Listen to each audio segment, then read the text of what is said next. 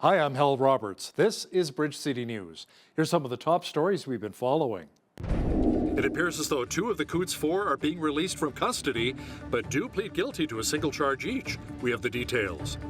The Canadian Taxpayers Federation says a three-day Liberal retreat in Charlottetown last summer ended up costing taxpayers close to $500,000. And according to political reporter Brian Lilly, it turns out the Prime Minister's office did invite an ex-Nazi to attend Parliament Hill. Your nation, your province, your southern Alberta. From the heart of Lethbridge, it's Bridge City News with Hal Roberts. Thanks so much for joining us. Two of the four men charged in connection with the Coots border protest were being released from custody today. Chris Lysak pleaded guilty to a restricted weapons charge, and Jerry Morin pleaded guilty to conspiracy to traffic a firearm.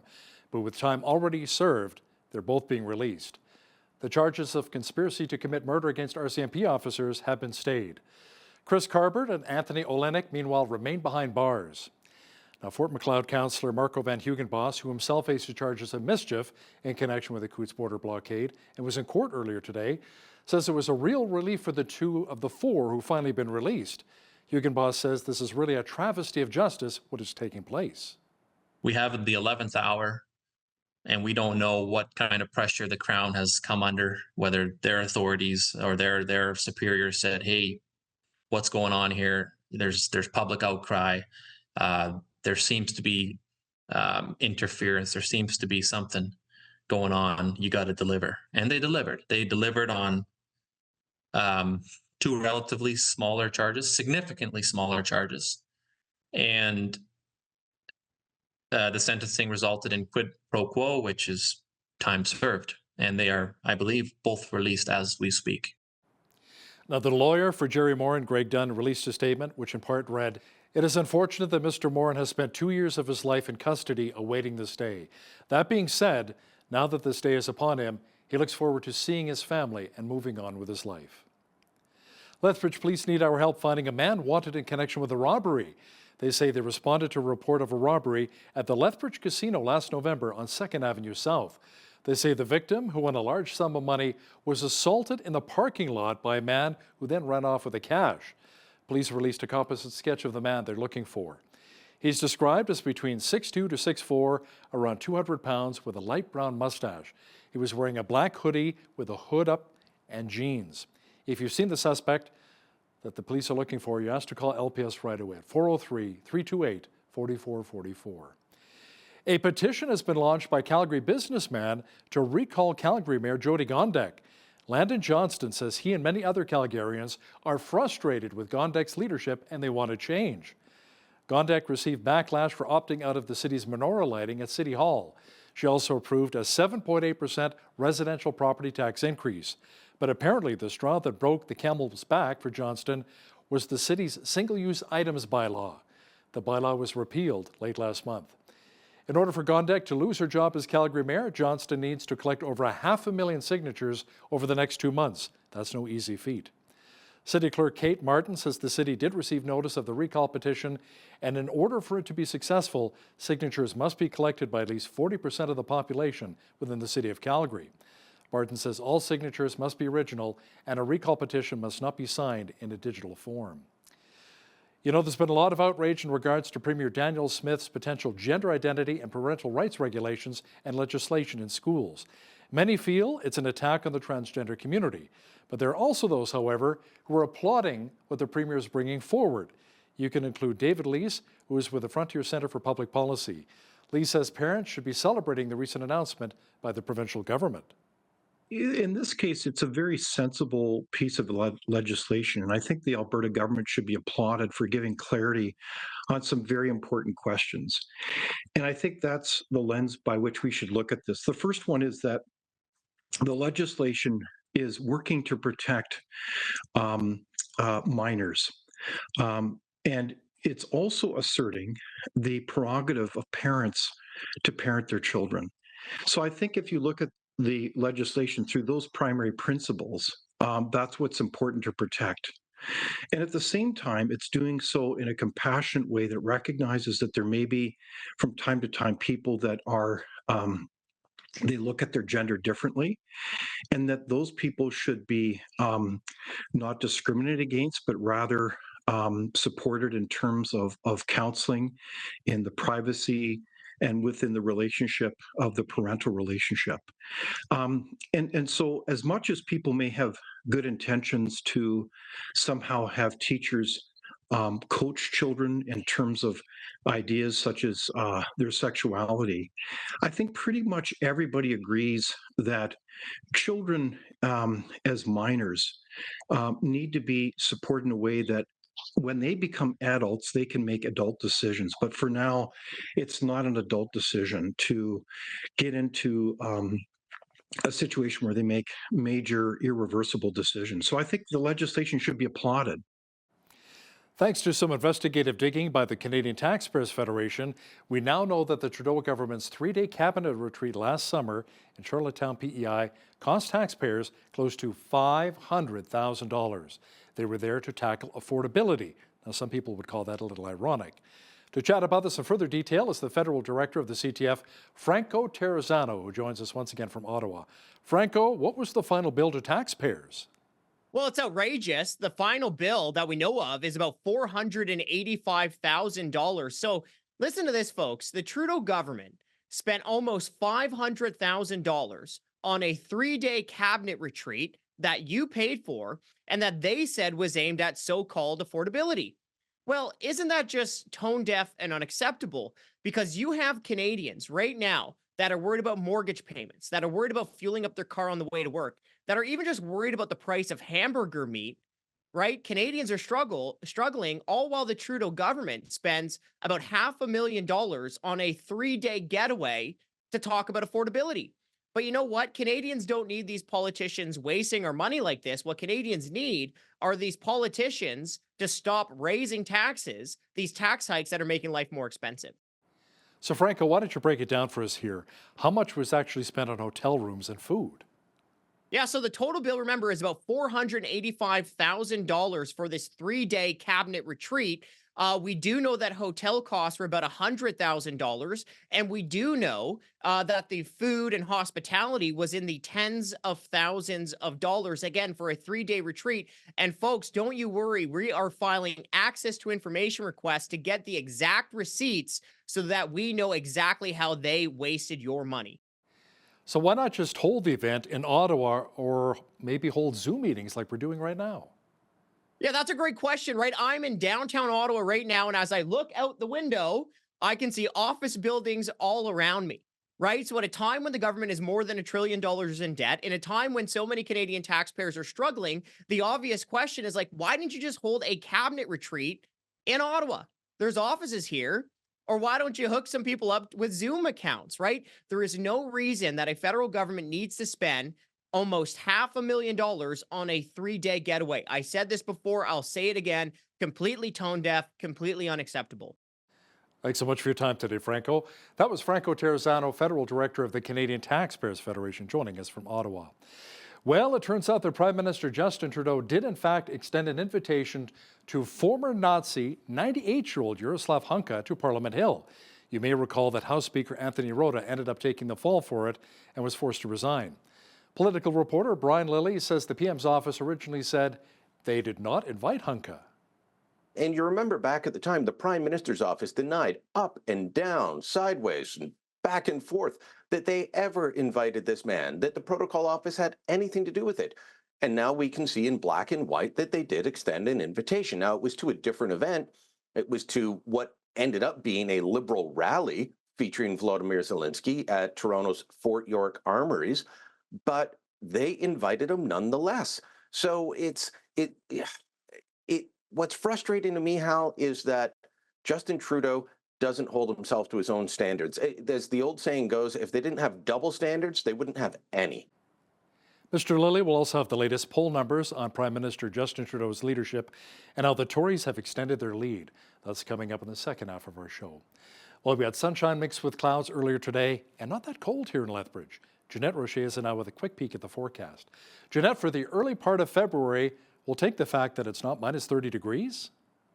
Oh, certainly. The weather's been just quite lovely, actually. Just staying in that seasonal range. We will continue to stay that way. And even by the weekend, we'll be seeing that mercury rising above the freezing mark. So we'll be having those plus temperatures again. But for now, we're in that seasonal range. Overnight low of -11. We're going to be seeing some fog developing overnight, and that fog should last until mid-morning tomorrow. And then the rest of the day looking at like a mix of sun and cloud. High of -6 though, which is of course seasonal. And I'll be back later in the show to tell you how much warmer it's going to get.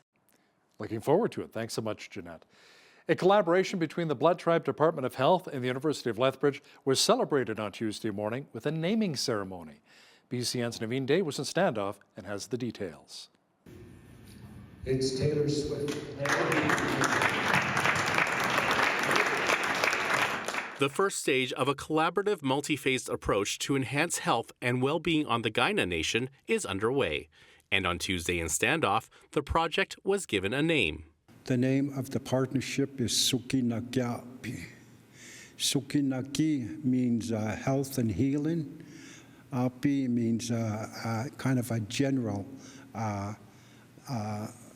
introduction of all health-related programs and services. So when you combine the two, Sukinakiapi, it's about health, not just health and healing, but programming and partnership and best practice models. The project is a collaboration between the Blood Tribe Department of Health and the University of Lethbridge. In September 2022, the two parties signed a memorandum of understanding to honor the health-related calls to action of the Truth and Reconciliation Commission, partnering to expand health services capacity and delivery on the Blood Reserve. That work has now begun in Phase 1 with a community needs assessment. CEO of the Blood Tribe Department of Health, Derek Fox, says this partnership will open up countless opportunities. It starts to level the playing field for our youth as far as opportunities with school and, training needs, huge career opportunities here in health. And we know shortages as far as workforces are across all sectors. For us here, being a smaller community, that's something so strong for us. Further partnerships will develop as the project moves through its various phases. For Bridge City News, I'm Naveen Day. It's great news. 10,000 water meters across the city of Lethbridge are going to be replaced. Now, city officials say the 3-year program will replace outdated meters with better technology. Leanne Lambertson, manager of water and wastewater operations, says the upgrades will make checking the meters a lot easier. These water meters are new technology which will allow us to read water meter information without going into people's yards or approaching their houses. We can read the meters by driving by. This will require that we go into people's houses to make the exchange, and the appointments that will do that work are about 30 minutes long. It's really easy. We will have staff on for 7 days a week to make appointments. Officials say you'll be notified if your meter needs to be switched by a door hanger on your property. Staff are beginning with the communities of Copperwood and Indian Battle Heights, with appointments available as early as Wednesday. Youth One in Lethbridge is Lethbridge Centre, where hundreds of kids find fun, friends, and mentorship. In fact, in a week, they may see over 400 children. Jordan Schellenberg is the CEO of Youth One, and he says many kids today are dealing with a number of mental health issues. Mental health issues that many times stem from trauma at younger ages, lack of resources for opportunities. I think lots of people are struggling financially right now. It can greatly affect the healthy development of a young person. And so our goal is just to come alongside youth at whatever stage of life they're at, love on them, and offer what we can to help them really tap into their full God-given potential that we think they have. Make sure you catch the full interview with Jordan Schellenberg from Youth One and BCN's Jeanette Rocher coming up later in our broadcast. Well, the red carpet is being rolled out as Night to Shine is coming back to Lethbridge on Friday night. The event's an opportunity for teenagers with special needs to come together for a prom-style event. Tanya Lister, volunteer and program coordinator at My City Care, says this is a great social event for those involved. The purpose is just to get together and celebrate the uniqueness that all individuals with special needs bring to our community. And it's a really good time. We have a red carpet experience. They get to choose crowns and tiaras when they come in. There's food, there's a dance floor, balloons, we do hair touch-ups, limo rides, all that stuff. It's a lot of fun. So it's just a really great time to just celebrate and have fun. Lister says her organization has been a partner for the past 6 years, with the event being put on by the Tim Tebow Foundation. The event will be hosted at Parallel Church this Friday from 6 till 9 p.m. Volunteers and sponsors are still needed, and those interested can sign up through the My City Care Lethbridge Facebook page. Samaritan's Purse celebrated the completion of 8 new or repaired homes in Alabama recently after a tornado ripped through the area just over a year ago. As we hear and see in this next report, families were grateful to God for this exciting new start. On January 12th in 2023, a tornado came through Selma, Alabama, and it devastated this little town. Disaster response came in. They came in and loved on this community, got people back in their houses. People are really enjoying it. They're loving the fact that Samaritan's Purse has been here, sharing the love of Jesus Christ with them more so than getting their houses fixed. Well, I think about Samaritan's Purse. If you see some little orange shirts running around, there's some awesome people. Samaritan's Purse is rebuilt for us. You can't ask for more. When I tell you they move fast, it seems like when they started, they didn't stop. And they work from sun up to sundown. Samaritan Purse, y'all are God sent. As of today, we have completed 8 of our new construction homes, and we should be complete with the other 2 next week. We're having a home dedication for Lewis Sharp's home, who's long awaited this day. Today I get to move back home in my new house. I'll come back home to a beautiful home this time, and safe. Back home. And I'm happy. I thank y'all. I thank y'all a lot for this, man. It is kind of cool. Thank y'all for coming today. Lewis, man, I'm so excited for you. We all are. You tell that we get to celebrate dedicating your home back to you and giving it back to you. It's all paid in full. You don't owe me a dime. God bless you, sir. I said thank all of y'all. God knows I do. I thank all of y'all. Like you said, well, cold, I didn't do. I thank y'all. Appreciate everything y'all do. Really, that's the whole idea, is we get to make a difference. It's not about building homes, it's about relationships. I thank y'all. Thank y'all a lot. Tributes were pouring in this week following news that country singer Toby Keith died. The entertainer passed away on Monday following a battle with stomach cancer. According to a statement that was posted on his social media accounts, the singer was surrounded by family and friends when he passed away peacefully. The Oklahoma artist had sold more than 40 million albums in his career and had 20 #1 hits, including As Good As I Once Was and Should Have Been a Cowboy. Keith also went on 11 USO tours to perform for U.S. service members serving overseas. Country star Blake Shelton called Keith the toughest man he'd ever met. Carrie Underwood posted to her social media account saying, "Saddle up the horses, Jesus, because a true blue cowboy just made his ride up to heaven." Toby Keith was just 62 years old. Well, the snow plows have been out in full force clearing the major arteries here in the city. We've had quite a bit of snow lately. Jeanette Rocher is now with all of the weather details. Jeanette, fortunately, however, it's not been that cold here in southwestern Alberta. Yeah, not too bad at all. Hell, we have been sticking near that seasonal range, sticking anywhere between 0 and -12 is seasonal for this time of year. So look at this temperature throughout the week. Looking at a high of -6 tomorrow, Wednesday, a little bit cooler than it was today. -4 actually for Thursday, Friday, and as we get into Saturday. Also, Saturday, those clouds are going to finally clear away as well as we see the sunshine again. And then back to a mix of sun and cloud for Sunday and Monday. Look at those temperatures, though. Like I said, they're going to be popping up up above freezing, so high of 4 degrees on Sunday, up to 3 degrees on Monday, which means that we're going to be out of that seasonal range. So average high for this time of year is 0, average low -12.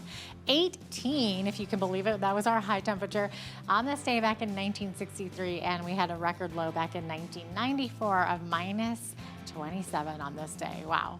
Okay, sun rose this morning at 7:57, sunset this evening 5:35. We are looking at 9 hours, 38 minutes of daylight, 3 minutes longer than we saw yesterday. A bit of a rainy one tomorrow on the west coast, particularly in the morning, high of 7 degrees in Victoria, looking at rain in the morning, and then as we clear up in the afternoon, could see another 40% chance of showers later in the day. 6 for a high in Vancouver, looking at 30% chance of showers early in the morning.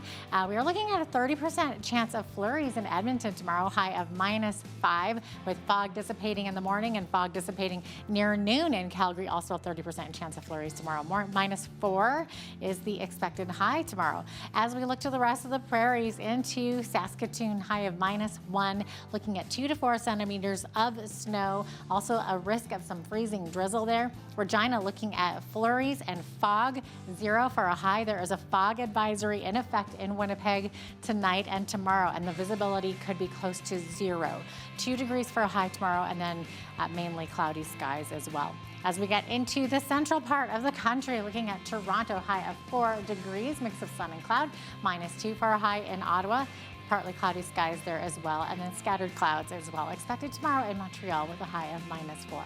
As we get into Atlantic Canada, we are seeing a little bit more precipitation, a bit more snow here and there as well. 0 for a high in Fredericton, 2 degrees is the expected high in Halifax, -1 in Charlottetown and in St. John's. We are looking at flurries. We're all seeing some risk of freezing and drizzle as well, and a high of 0. Also very windy there, up to 60 winds on the coast. There you have it. That is your forecast.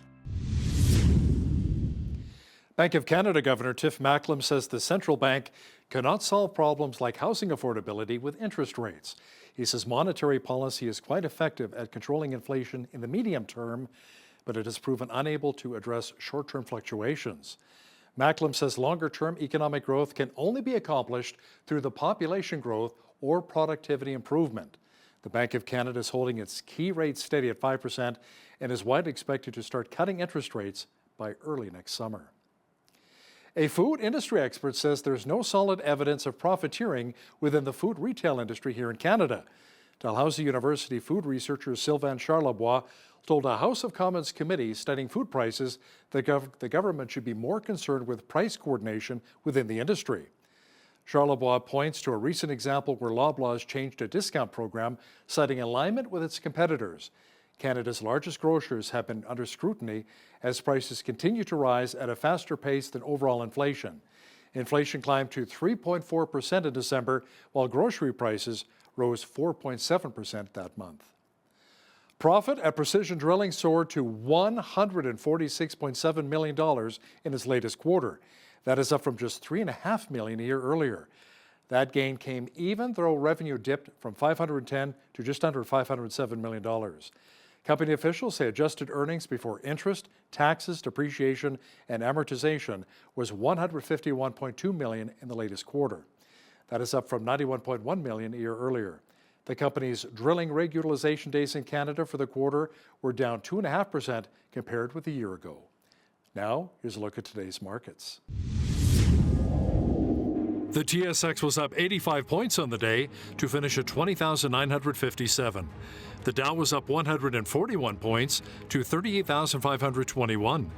The S&P 500 was up 11 on the day to 4954, and the Nasdaq was also up 11 points to 15,609. West Texas Intermediate Oil was up 53 cents to 73.31 US per barrel. Natural gas was down 7 cents to 2.01 US. Gold was up $11.03 on the day to finish at $2,036.14 US an ounce, and silver was up 7 cents to $22.43 US an ounce.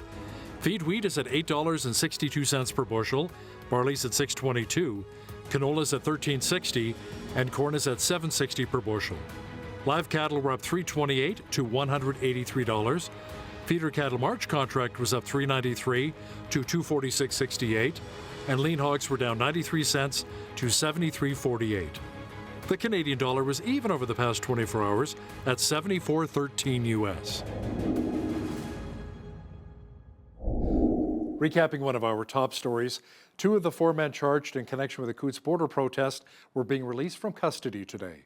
Chris Lysak pleaded guilty to a restricted weapons charge, and Jerry Morin pleaded guilty to conspiracy to traffic a firearm. But with time already served, they're both being released. The charges of conspiring to commit murder against RCMP officers have been stayed. Chris Carbert and Anthony Olenek, meanwhile, remain behind bars. Political reporter Brian Lilly says former House Speaker Anthony Rota shouldn't have been the only one taking the fall for a former Nazi being invited to Parliament Hill and being treated as a guest of honor last September. He will explain why shortly. Listen, when you see news happening in your community, be sure to send us an email at info@bridgecitynews.ca. And if you missed any of our local stories, check out our website, bridgecitynews.ca. Here's today's Bridge City News community calendar. Henderson Lake Park Run invites all to throw on a pair of runners and participate in a free weekly computer-timed and recorded 5-kilometer walk, jog, or run. The park run is one of 2,100 park runs held around the world. Dogs on leashes and kids in strollers are welcome too. The park run begins at the Kinsman Picnic Shelter at 9 a.m. every Saturday. To register, visit parkrun.ca. Celebrate Recovery is a Christ-centered recovery program for any hurt, hang-up, and habit. This group meets Friday nights at Park Meadows Baptist Church. The evening begins at 7 p.m. with a large group session, followed by small groups at 8 with coffee and dessert at 9. For more information, visit celebraterecovery.ca or call Park Meadows Church office at 403-327-4422. And that's today's Bridge City News community calendar.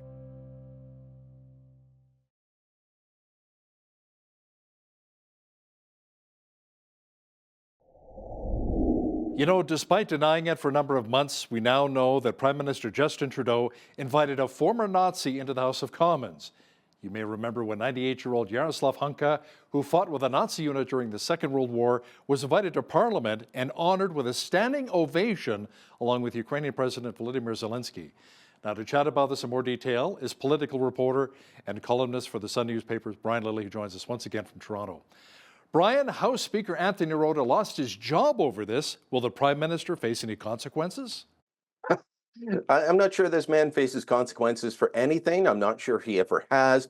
Eventually, he'll lose his job in an election, is about the only thing that might happen. But you're right. Anthony Rota was forced out of his job. Liberals said, well, you invited this man. We can't have you as our speaker anymore. MPs decided he had to go. Is anyone going to suggest that with the Prime Minister? No, they're still out there busy trying to sell the idea that the Conservatives don't support Ukraine as much as they do. And that move, which has been going on for the last several months, all comes back to the sting they received over this issue. And you remember back at the time, the Prime Minister's office denied up and down, sideways, and back and forth that they ever invited this man, that the protocol office had anything to do with it. And now we can see in black and white that they did extend an invitation. Now, it was to a different event. It was to what ended up being a Liberal rally featuring Volodymyr Zelensky at Toronto's Fort York Armories, but they invited him nonetheless. So what's frustrating to me, Hal, is that Justin Trudeau doesn't hold himself to his own standards. As the old saying goes, if they didn't have double standards, they wouldn't have any. Now, it's interesting, Brian, this news comes days after a secret report from the 1980s on Nazis in Canada showed that his father, Pierre Elliott Trudeau, argued to keep a Nazi war criminal here in Canada? Yeah, this was a man just identified as F, I believe is the letter that they assigned him in the report. And he'd been convicted in absentia in Riga, Latvia, part of the Soviet Union at that time. I believe 1965, he was convicted in absentia for being responsible for the deaths of more than 5,000 Jews in a firing squad situation. So they convicted him. They wanted him extradited to face justice, and the Trudeau government refused. They said, no, we're not going to do this. Well, actually, it was the Pearson government. My apologies. Pierre Trudeau at the time was Lester Pearson's justice minister. And he argued against it, not just from a legal, but a moral and political standpoint. saying that, well, just because he was like that before doesn't mean he's like that now. It was a shocking revelation, quite frankly. And, if his name weren't Trudeau, he'd be canceled already. The number of times that this man has been found to be on the wrong side of history, any other name, they'd be pulling it off of the side of buildings, off of street signs, off of airports. They'd be renaming the mountain name for him. But he's a Trudeau. Like his son, he can do no wrong, and he gets away with everything because the Laurentian elite in this country revere him so. Isn't the Trudeau name almost like the Kennedy name? It's like political royalty here in Canada? Sadly so. Yeah. Now, as federal parties argue, Brian, over which one really supports Ukraine, you recently got a hold of a letter where Ukraine asked for 83,000 surplus rockets, but there was simply no response from the Trudeau government. Do we know why not? Well, so since the story came out, the Trudeau government has said, well, we're testing to find out. But this letter was sent at the end of November. These rockets are sitting in a munitions warehouse in Dunder in Saskatchewan. That's about 45 minutes south of Saskatoon. They are older rockets. They were considered the best in their day when they were in use, but they're older rockets that were scheduled for decommissioning. To decommission them would cost us millions of dollars, hiring a company to take them apart, make them inert, make sure they're not a danger to anyone. So this is a smart move by the Ukrainians. They know that in many Western countries, and Canada is no different, that there is a bit of a donor fatigue of people saying, well, you're giving them too much. You're giving them all these things. This is stuff we are never going to use. So it was very smart of them to ask for it. And the letter that I received from General Budanov, the head of their defense intelligence, it showed that they understood that many of these rockets would not be in workable use, that many of them would be duds. But they said they believe they have the tools and the skill to put them together. They assembled a task force and they were going to be working with the manufacturer. So, these should have been on a plane already. But like the air defense system we promised them, it's gone nowhere. So after, this report came out, the Trudeau government came back and said, well, we're actually in the middle of testing them at CFB Dunder, and we're trying to see if they can be safely shipped. That's fine, but you had months to respond. And instead, the initial response was, this is a fake letter. No request has been made. No, it has. Here's the letter. Brian, there are some who are saying that Justin Trudeau should not be campaigning against Donald Trump versus going head-to-head with Pierre Poilievre. They're saying it's a really bad idea. Who's saying this and why? So it's funny. I've been saying this for some time, that this is a bad idea, and pointing out that this is Trudeau's major push. He's got a lot of other small little things, like, as I've just mentioned, saying he doesn't support Ukraine, trying to erode his support in Ukrainian Canadian community, or saying he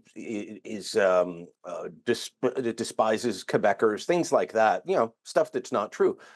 But this going after Donald Trump, it has become something that everyone's noticing. And so the first person that I saw mention it was saying it's a bad idea was David McNaughton. He was Trudeau's campaign co-chair in 2015 for the Ontario campaign. Longtime Liberal. Trudeau later appointed him to be Canada's ambassador to Washington. The other was Louise Blais.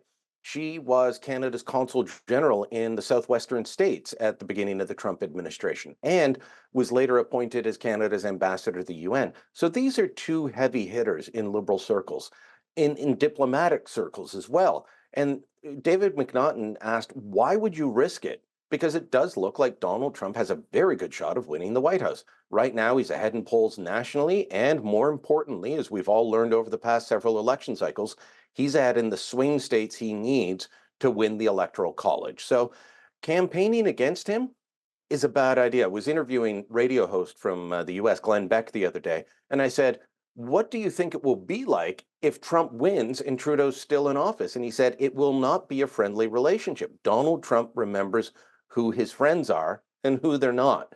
And campaigning to make Donald Trump out to be evil incarnate to score political points at home, first off, it's not working. Secondly, it's bad diplomacy. And remember, Trudeau, he cozies up to dictators. If Trump is back in office, it's because he was democratically elected. If you can cozy up to dictators, suck it up if you don't like the guy. You're going to have to deal with him. Hey, Brian, let's look at some of the latest polls right now. And they don't paint a pretty picture for Justin Trudeau and the Liberals. Does the party, do you think, maybe have time to recover and regain some of its popularity and momentum between now and the next federal election in October of 2025?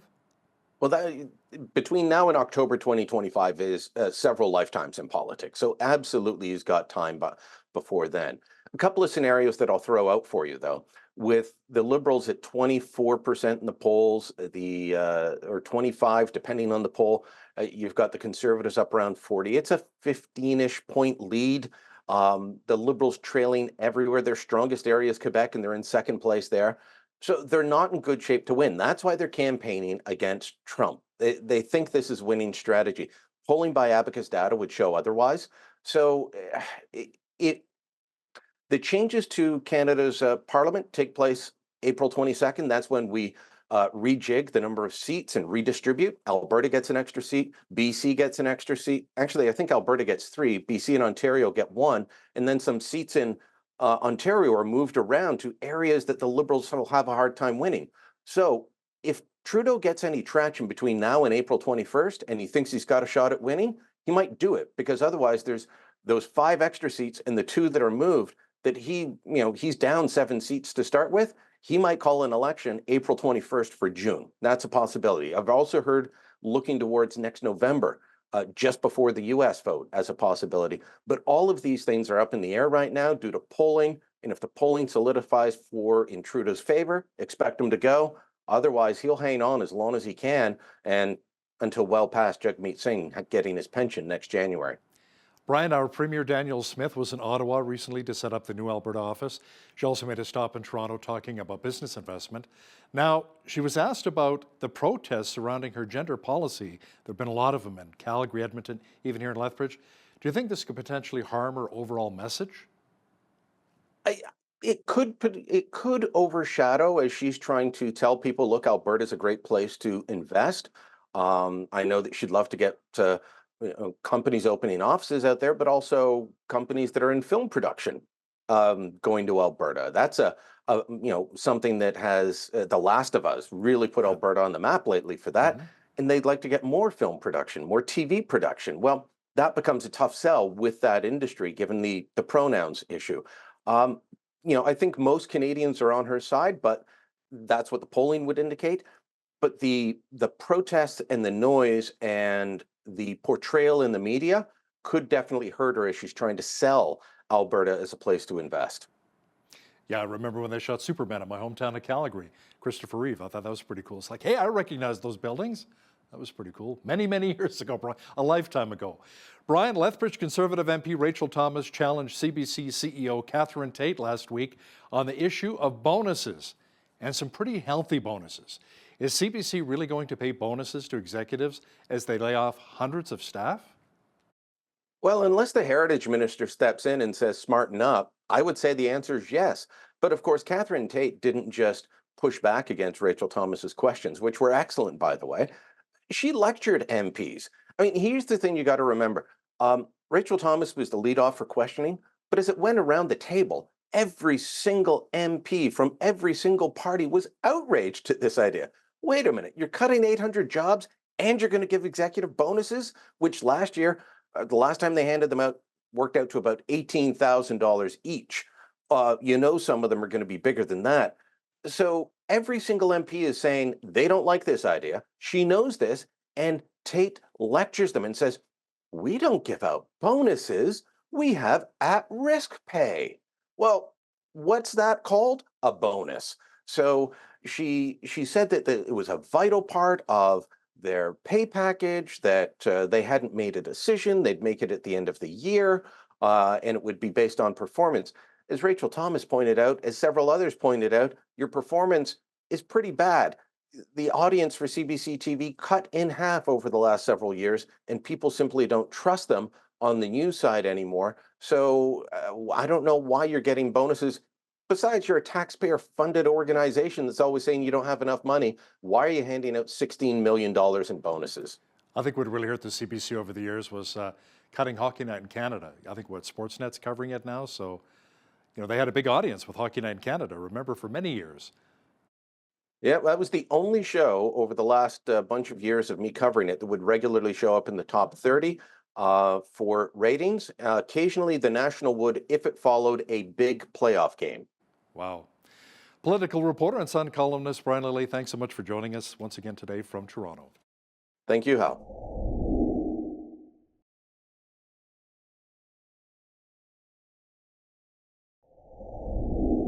Well, the world has always been a challenge to navigate, but perhaps it's the most challenging it's ever been today, especially for young people. So where can teens go to find a safe place, maybe some advice, acceptance, and encouragement these days?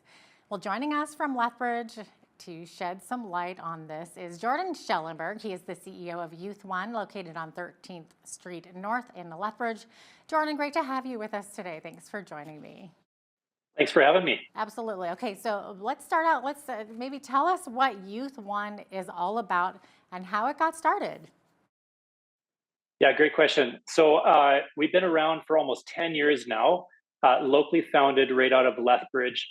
And so almost 10 years ago, we really found that in many communities, there's a lack of youth-focused spaces where teens could come that was safe, that was inclusive, that really gave them opportunities that they maybe wouldn't have before. And in Lethbridge, it's not really a stat to be proud of, but we have one of the highest child poverty rates in Alberta. Latest research that came out is in Canada, almost 1 in every 2 young people grow up without a mentor or positive role model in their lives. And then you add the increase in mental health issues stemming from trauma-related incidents. And we just really thought there was an opportunity there. And so that's why Youth One provides prevention-based out-of-school programs, meals, and support services for teens and families in our neighborhoods, and that's with no financial barrier. Yeah, those stats are a little bit alarming.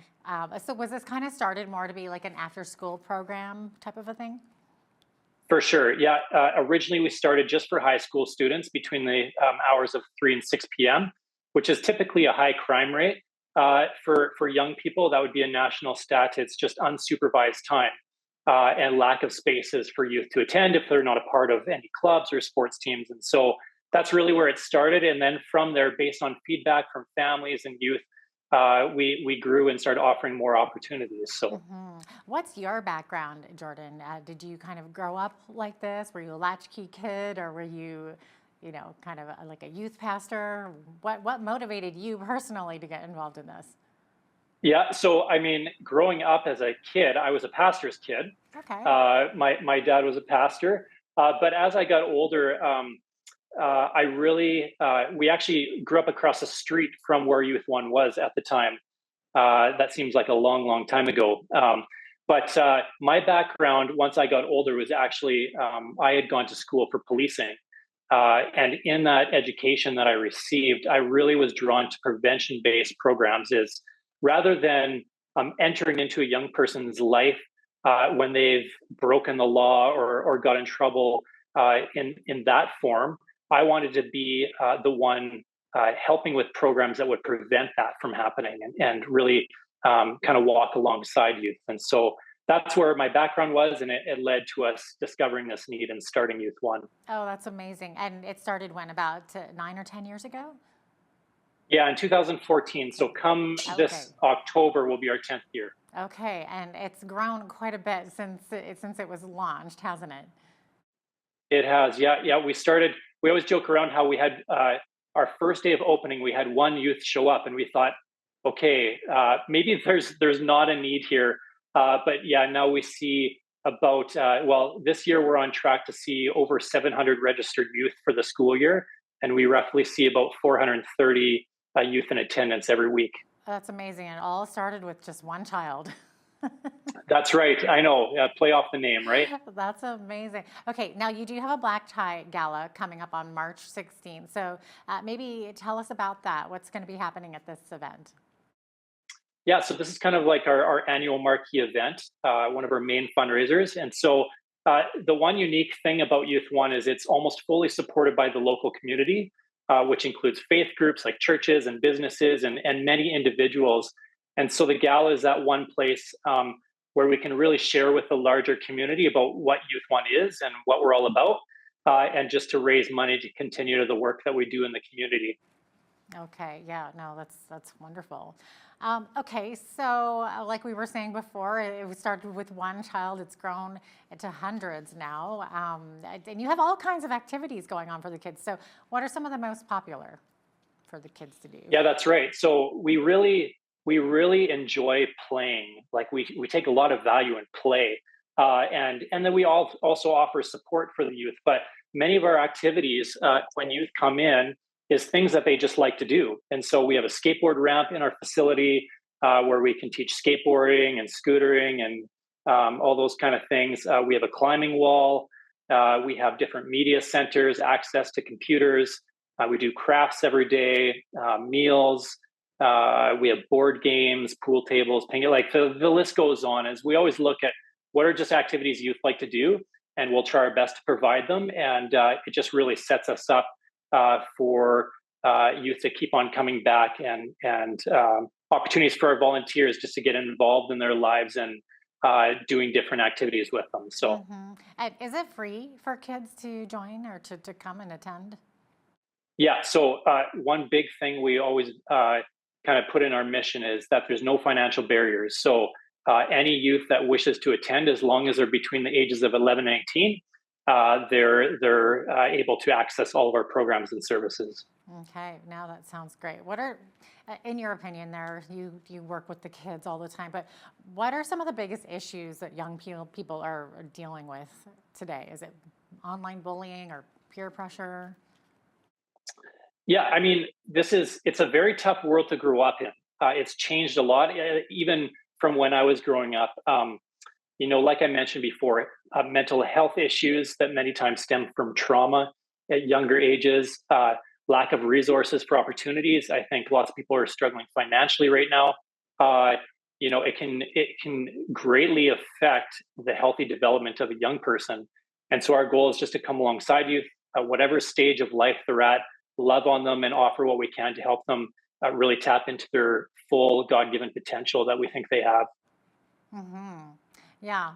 And I mean, so what do you find when you're mentoring these kids? What are the biggest things that they're kind of dealing with?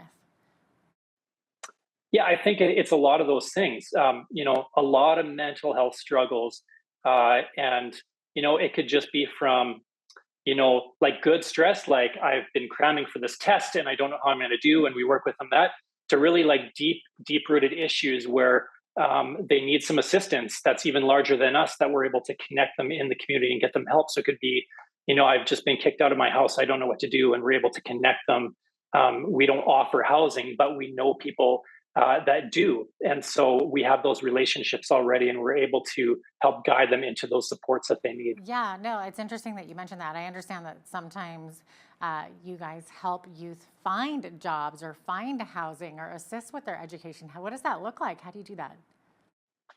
Yeah, so one of our programs is called The Point, and they can access that throughout the day as long as they call ahead and make an appointment. But if it's anything that we can offer in-house, helping them find jobs, job-related skills, like what should I do at an interview or where, and then those other things, that needs a little bit more intervention. So we're not an intervention family center, youth and family center, but like I said, we have those relationships with other organizations in the community, like Woods Homes, Lethbridge Family Services, that if there's some professional help that's needed, we're able to direct them appropriately. Wow. And then you also have a youth program, right? So can you maybe explain what this is?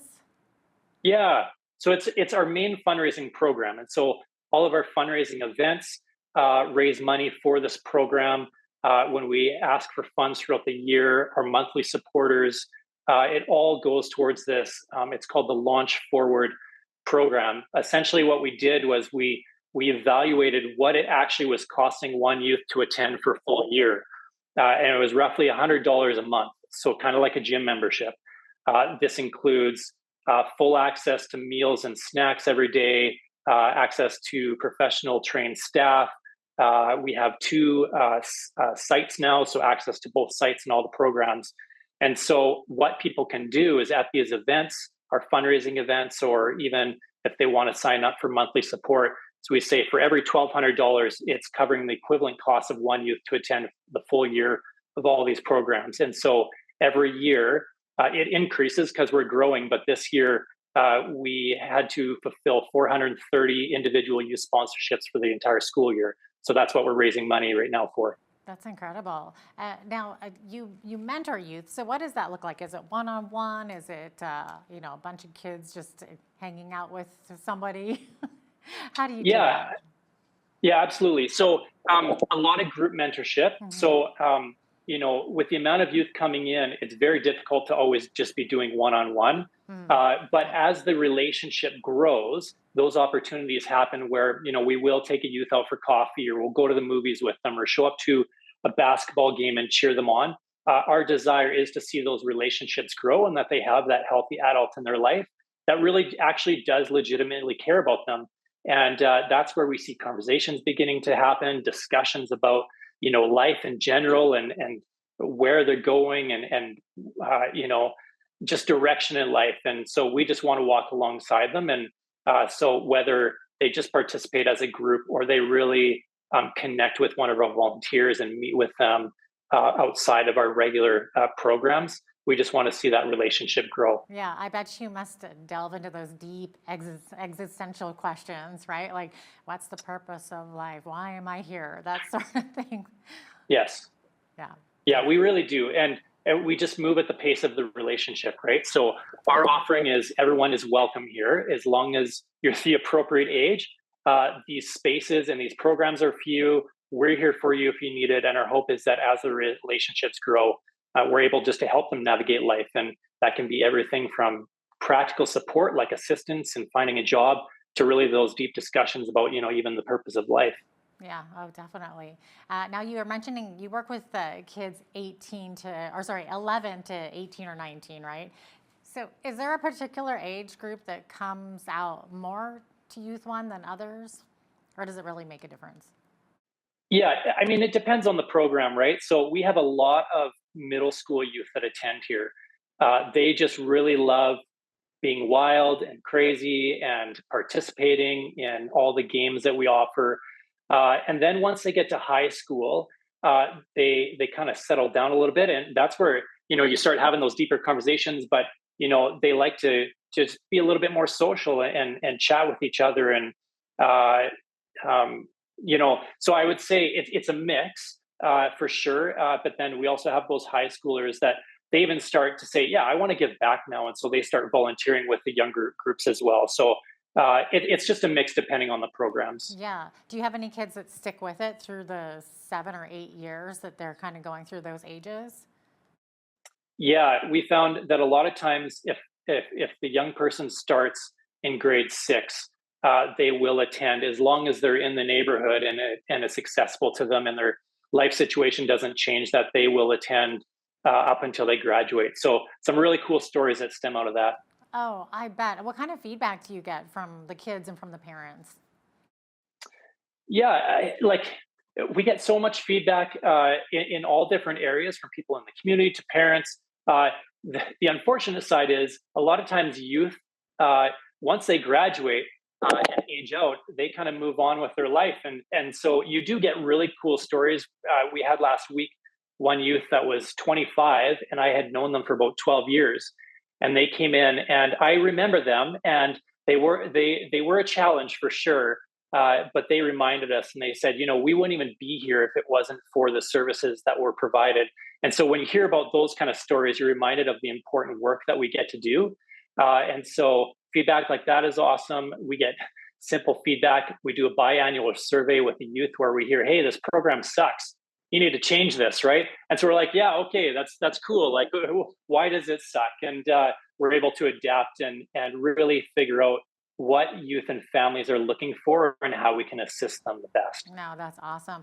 What is your adult to kid ratio look like there? How many kids you let in, for example, at one time? Yeah, so 1 to 8.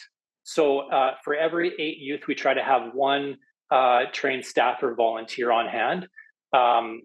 We think even 1 to 8 is tough to really connect with youth, especially when in a middle school program. Everyone's just there to, play. And so we try our best to delve into those relationships a lot, but having that 1 to 8 ratio gives us the best chance to do that.